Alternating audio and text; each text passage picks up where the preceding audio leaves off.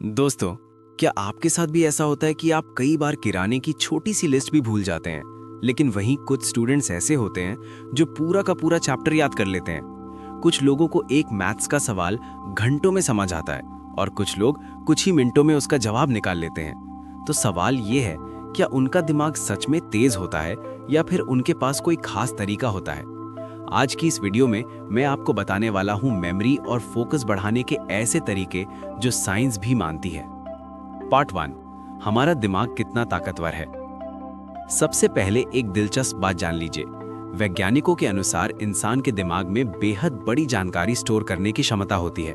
यानी आपके दिमाग में लाखों फिल्में और किताबें स्टोर हो सकती हैं। फिर भी हम छोटी छोटी चीजें क्यों भूल जाते हैं? क्योंकि समस्या मेमोरी की क्षमता में नहीं होती, समस्या होती है उसे सही तरीके से इस्तेमाल करने में।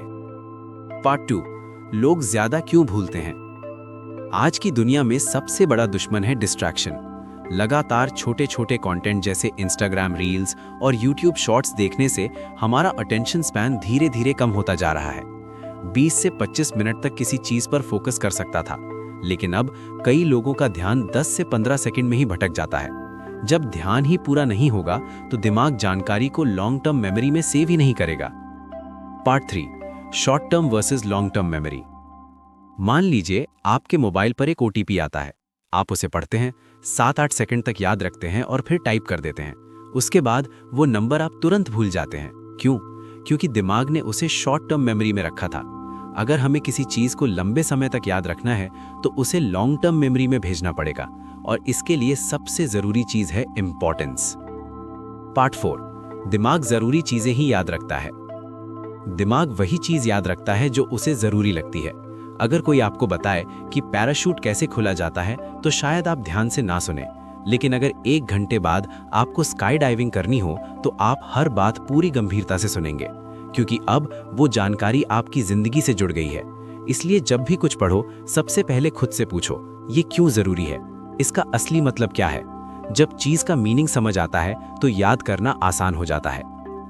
पार्ट 5, फोकस बढ़ाने की सबसे शक्तिशाली तकनीक। अब बात करते हैं एक ऐसी तकनीक की जो कई रिसर्च में साबित हो चुकी है। इसे कहते हैं फोर्स्ड फोकस। जब भी पढ़ने बैठो उससे पहले 3-4 मिनट थोड़ा इंटेंस एक्सरसाइज कर लो, जैसे तेज दौड़ना, जंपिंग, हाई नीज। जब शरीर थक जाता है तो दिमाग कुछ समय के लिए बहुत शांत हो जाता है। उस समय जो भी पढ़ोगे वो ज्यादा गहराई से याद रहेगा। पार्ट 6, बॉडी एक्शन मेमोरी को बढ़ाता है। दिमाग सबसे ज्यादा याद रखता है जो हम करते हैं, जो हम देखते हैं, जो हम सुनते हैं, और सबसे कम याद रहता है जो हम सिर्फ पढ़ते हैं।